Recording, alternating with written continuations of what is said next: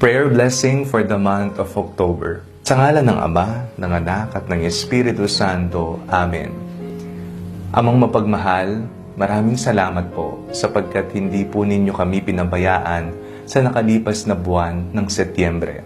Malinaw po naming nakita ang paggalaw ng iyong mapagkalingang kamay sa aming buhay, sa aming pamilya, sa aming pag-aaral, sa aming trabaho. Patawad po, Panginoon, kung kami man ay nagkamali, nagkasala at nakapanakit ng kapwa sa nakalipas na buwan ng Setyembre. Ngayon pong uumpisahan po namin ang panibagong buwan, ninanais po namin humingi sa inyo ng ibayong lakas upang mapagtagumpayan namin ang lahat ng mga hamon na aming kakaharapin.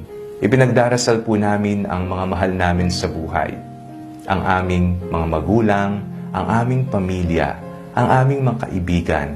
Bigyan niyo po sila ng isang malusog na pangangatawan at katuparan sa kanilang mga kahilingan sa iyo.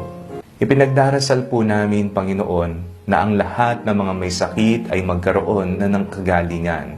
Ito man ay sakit pisikal o katawan o sakit mental, espiritual o emosyonal. Hilumin niyo po sila. Hayaan niyo pong hipuin sila ng iyong mapaghimalang kamay. Ipinagdarasal po namin ang aming bayan. Nawa ang kapayapaan, kaayusan, ang malasakit sa mga nangangailangan at mahihirap ay maging prioridad ng aming mga lider. Ipinagdarasal po namin ang bawat isa na nawa ang iyong pagkabay, ang lahat ng pagpapalang aming kinakailangan ay mapasa amin. Maraming salamat po, Panginoong Jesucristo. Lagi po kayong nariyan para sa amin. Ito po ang aming mga ipinagdarasal sa ngalan ni Jesus na aming Panginoon, ang aming mabuting pastol. Amen.